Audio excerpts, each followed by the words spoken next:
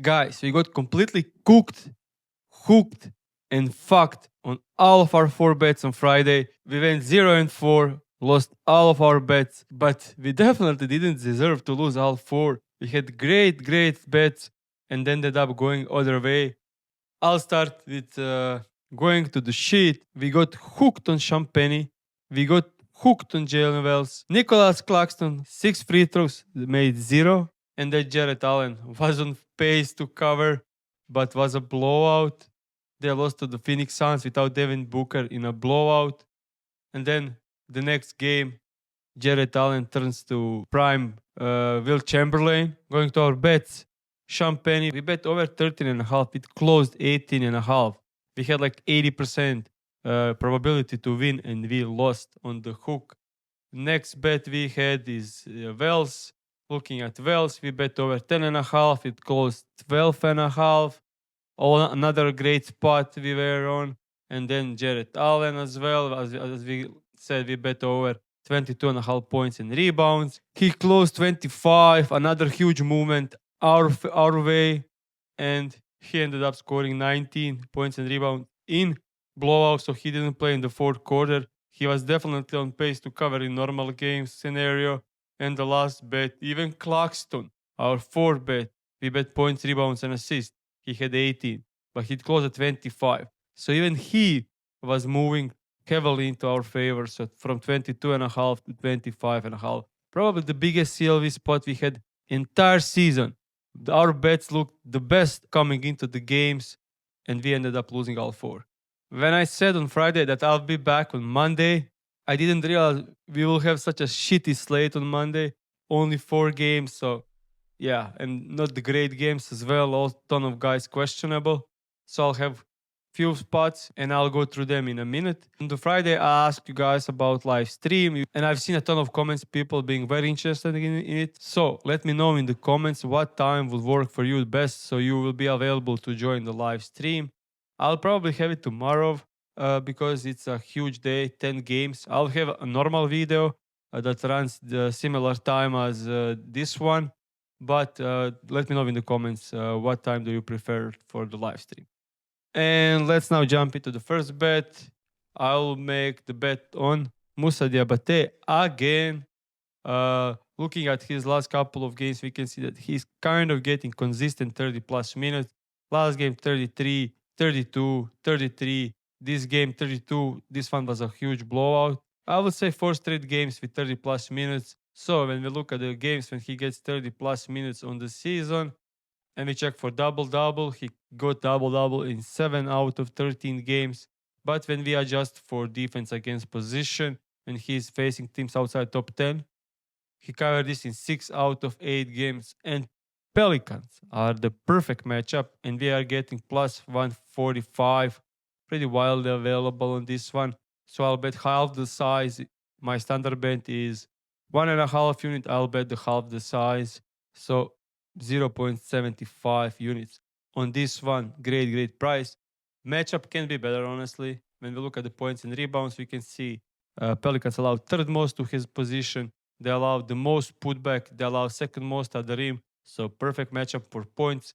And when we go to the rebounds, we can see they allow 6 most rebounds and second most rebounds to his position. They are just been giving out ton of rebounds. We can see that even similar players by position covered in 7 out of the last 8. He himself has been doing great in big minutes. So first bet, Moussa Diabate to get a double-double plus 145, half the usual size. So for me, it's 0.75. For you guys, maybe 0.5 units. So that's our first bet today. For the second bet, we are going to J Huff over 6.5 points. Pretty widely available at minus 128 to minus 136. Works for me either. If you don't have this at the time of the bet, you can go to the points and rebounds and bet 10.5, even 11.5. But over 10.5 points and rebounds and over 6.5 points. But my official bet is points. But I think both have the similar value.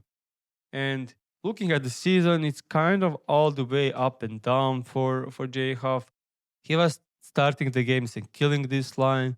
Then they kind of dropped him out of rotation against OKC and Hawks, and then he got back into it. 23 minutes against the Bulls and 31 big minutes in the last game against the Hawks. So all up and down, but looking at the last two games, he got the great minutes. So I definitely like him. Why? Because he got 23 and 31 last two games. So if you just look at the games and he got 17 to 23, which is kind of conservative way to look at it, he could get more. But looking at this range of minutes, we can see that he's averaging 9 points a game per 20 minutes, covered this in 14 out of 18, and he already covered against the Houston Rockets, played 19 minutes, but he was in huge foul trouble. He got second foul like 2 minutes in, and then fourth and third foul came quickly in the second and third quarter, so he was kind of heavily limited on minutes and still got to cover this line. Looking at the matchup, we can see that similar players by position were covering this line against the Houston Rockets, even though they are great defense, but they were covering. So we already spoke about it. Udoka kind of decides to ignore these role players and focus on the best ones. And tonight that will be Nemhard and Siakam. So definitely like the spot for Jay Huff. He could also go from the bench and go against Clint Capella, who is slow-footed and kind of old, and Huff can make some buckets outside. So definitely an interesting spot. Like 8.5 should be a line where I wouldn't touch this because that will be fair.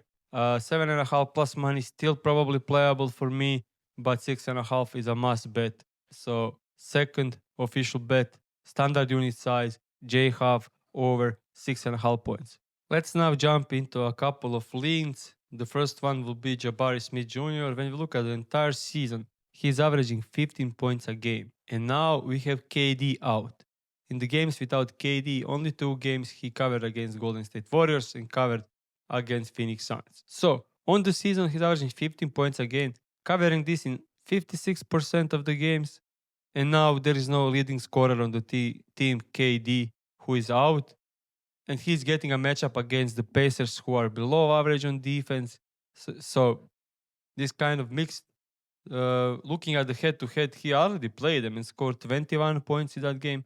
But that game was without Şengün. But now there is no KD, so maybe similar. Maybe Şengün out there will get him a better looks. So even if you take a look at all the games in 2026, so last 17, he only covered in 6 games, averaging 13 points a game. Hella inconsistent. Looking at the games like against the Spurs, 3 from 8, then against the 76ers, 5 from 15, against the Wolves, 3 from 12, against the Kings, horrible defense, 4 from 13, only 9 points, against the Portland Trailblazers, 6 from 21, 0 from 10 from 3.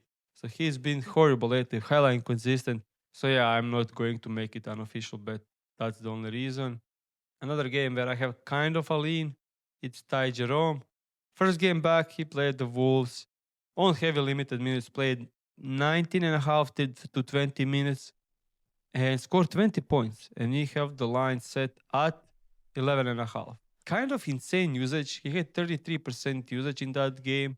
And now we could have Jaren Jackson Jr. back, which is team leading scorer without Ja Morant. So I don't know if that's sustainable, especially shooting 50% from the field against the great defense of Wolves.